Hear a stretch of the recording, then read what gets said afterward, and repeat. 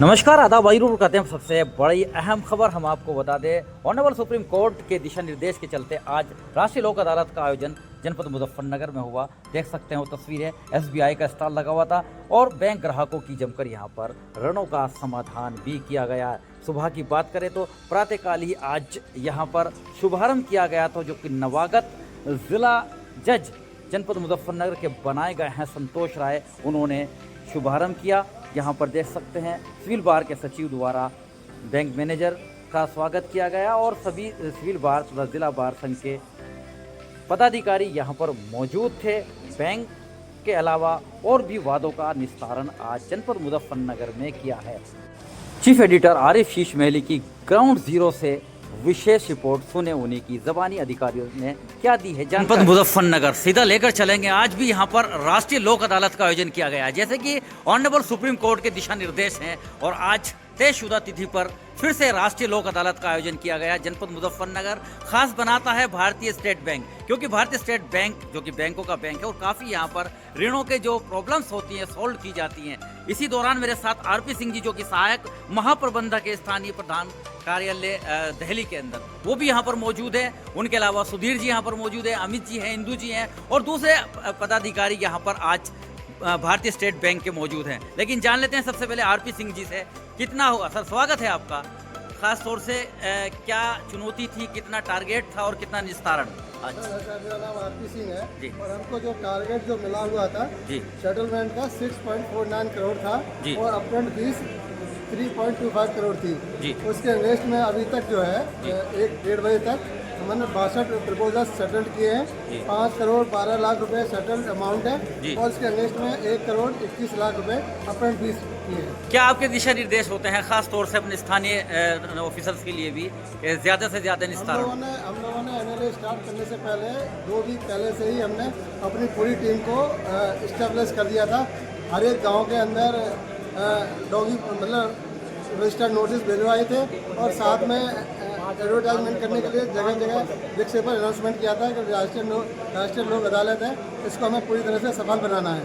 इसलिए हमारे शाखा के जितने भी ब्रांच मैनेजर्स हैं सब ने भरसक अपना प्रयास किया है और इसको सफल बनाने के लिए पूरी तरह से हमारे यहाँ पर सभी लोग मौजूद हैं और उन्हीं की वजह से आज 62 प्रपोजल्स हुए हैं हमारे, जिसमें कि 1 करोड़ 21 लाख रुपए अपफ्रंट फीस किए हैं। बहुत बहुत धन्यवाद। सुधीर कुमार जी, जो कि क्षेत्रीय प्रबंधक है एसबीआई के, वो भी मेरे साथ सीधा जुड़ेंगे क्योंकि आपको लोकेलिटी देखनी है। खास तौर से क्या क्या चुनौतियाँ थी और कितना टारगेट कैसे पूरा कराया? Thank you. और सबसे पहले तो इस लोक अदालत को सफल बनाने के लिए हमारी पूरी टीम, जिसमें ब्रांच मैनेजर, शाखा के ब्रांच मैनेजर, फील्ड अफसर और जो हमारी सोर्सिंग टीम है, कस्टमर से डोर टू डोर स्टेप उनसे मिले, उनके घरों पे जाके मुलाकात किया, उनसे बातें किया। एनएलए का जो उनको फ़ायदा है, छूट उनको जो मिलने वाला है, उसके बारे में उनको बताई गई और ज़्यादा से ज़्यादा हम लोग का प्रयास है कि ज़्यादा से ज़्यादा कस्टमर को कवर किया जाए। और इस बीच कस्टमर, इतनी गर्मी होने के बावजूद भी कस्टमर आए हैं। अभी 1:30 बज रहा है, अभी तक हम लोगों ने 62 प्रपोजल, जैसा कि सिंह साहब ने बताया है, 62 प्रपोजल को सेटल किया है। हम लोग शाम को 5 बजे तक यहाँ रहेंगे। जो भी कस्टमर आएंगे उनको भी हम लोग इंटरटेन कर रहे हैं। साथ में जो बैंक के नॉर्म्स के आधार पे हम लोग उसको सेटलमेंट कर रहे हैं। इसके अलावा भी जो डिस्प्यूट केसेज हैं उस पर भी हम लोग कुछ एडिशनल छूट देके उनकी इकोनॉमिक परिस्थितियों को देखते हुए उसमें हम लोग एडिशनल छूट दे रहे हैं और उनको भी हम लोग भरसक और मैक्सिमम लोगों को कवर करके सेटल करने का इस एनएलए में प्रयास है। जैसा कि पिछले एनएलए में भी हम लोग का प्रयास रहा है, कस्टमर को पर्सनली कांटेक्ट करके और उनको बुला के इस बेनिफिट को दोबारा उनको इस एनएलए में उस बेनिफिट को उनको पास ऑन किया जाए। साथ में सेटलमेंट के बाद दोबारा हम लोग उस कस्टमर को फिर से रीलेंडिंग के भी हमारे बैंक में प्रक्रिया है, प्रोसेस है, जिसके तहत हम लोग दोबारा उनकी ज़मीन के जो भी हमारी जोत बची है उनकी, उसके आधार पर हम लोग को रीलैंडिंग भी कर रहे हैं। ये हमारी बैंक की पॉलिसी है सिस्टम के तहत, उसके तहत हम लोग मैक्सिमम लोगों को कवर करने का प्रयास किया जाए। बहुत बहुत धन्यवाद। अभी आरपी सिंह जी और सुधीर जी को सुन रहे थे, लेकिन सबसे बड़ी जो बात आती है लोन की आती है और लोन की जिम्मेदारी मुजफ्फरनगर की बात करें तो इंदू त्यागी, जो कि मुख्य प्रबंधक हैं, जानना चाहेंगे इंदू जी, आपके सामने लोन लेकर आता है कोई और लोन लेने के बाद कुछ प्रॉब्लम्स आती हैं किसी के सामने भी, तो कोई प्रॉब्लम ना आए आखिर, और ऐसे क्या चीज़ बताएंगे आप कि अगर कोई ऋण लेता है तो क्या पहले सावधानी? जी आप नमस्कार, मैं इंदू त्यागी।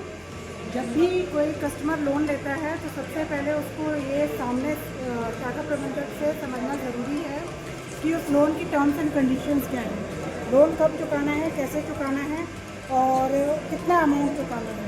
जैसे जनरली यहाँ पर केसीसी होता है, तो केसीसी में तो यही रहता है कि हर साल रिव्यू होता है और इंटरेस्ट के साथ पूरा अमाउंट एक बार जमा कराना होता है और फिर दोबारा से उसकी नई लिमिट बनाकर जो अगले साल की लिमिट होती है वो दी जाती है। जनरली यहाँ पर केसीसी में क्योंकि कुछ खदर का क्षेत्र भी है तो परेशानी आती है, जिसमें क्रॉप फेलियर के कारण या पानी आने के कारण किसान पैसा नहीं दे पाता, उसे ही एम एन एल में सकते हैं। बहुत सी समस्या हमारे सामने भी आती है, बताया जाता है हम लोगों को कि क्योंकि इंश्योरेंस पॉलिसी भी होती है लोन लेते वक्त, अगर कोई दिक्कत आ जाती है तो इंश्योरेंस से कवर्ड हो जाता है, लेकिन कभी कभी इंश्योरेंस नहीं कर पाते हैं या करा नहीं पाते हैं। इस बाबत क्या कहना है आपका? ऐसा यहाँ पर जो मेजर फसल है वो गन्ना है, तो गन्ना जो है फसल बीमा योजना में नहीं आता है, तो इसलिए हम किसानों को कवर भी नहीं कर पाते, उसमें ये प्रॉब्लम आती है। तो इसी दौरान हर दिल अजीज काफ़ी लोकप्रिय अमित अग्रवाल जी भी मेरे साथ जुड़ेंगे, क्योंकि मुख्य प्रबंधक है जनपद मुजफ्फरनगर के अंदर। सर, स्वागत है आपका। क्या आप भी सजेशन होगा आपका कोई लोन वाले के लिए भी, अपने कस्टमर के लिए भी, साइबर क्राइम भी बढ़ रहा है, इन सब के बारे में थोड़ा बताएं। नमस्कार, मैं अमित अग्रवाल, मुख्य प्रबंधक रेलवे रोड मुजफ्फरनगर शाखा से। जैसा कि हमारा जो क्षेत्र है अधिकतर गन्ने की फसल यहाँ पर होती है, तो मेरा सभी किसान भाइयों से भी एक निवेदन ये है कि जिन लोगों ने भी हमारे से किसान क्रेडिट कार्ड सुविधा प्राप्त की है बैंक से, तो एनुअली आपको मैं ब्याज के पूरा पैसा एक बार जमा करना होता है और 365 दिन से पहले, और उसके अंदर ही तब आपको आपके खाते में 3% की छूट मिलेगी। आप अपना खाता सुचारू रूप से चलाएं, समय पर भुगतान करें, ताकि आपके ऊपर जो आपके खाते पर 4% की जो प्रभावी ब्याज दर है वो प्रभावी हो, और एनपीए होने के बाद आप 10-11% तक का जो ब्याज देते हैं उससे आपको नुकसान होता है, उससे नुकसान से बचा जा सके। और जैसा कि आपने अभी साइबर क्राइम के बारे में पूछा है, तो मेरा सिर्फ आप लोगों से यही निवेदन है, अपने मोबाइल की एक्सेस किसी भी अनऑथराइज पर्सन को न होने दें, अपने ओटीपी किसी को शेयर ना करें, अपने पासवर्ड किसी को शेयर ना करें, और किसी भी अनऑथराइज लिंक पर जो यूट्यूब है या फेसबुक है उस पर जो भी अनऑथराइज लिंक है या कोई आपसे कोई लालच दे करके, कोई आपको लॉटरी का या इनाम का कोई लालच दे करके आपसे लिंक पे शेयर करने के लिए पूछता है या लिंक पे आपको जाने के लिए बोलता है, तो इन सब झांसों में ना है, ताकि आपके खाते में जो रकम है आपकी वो सुरक्षित रहे।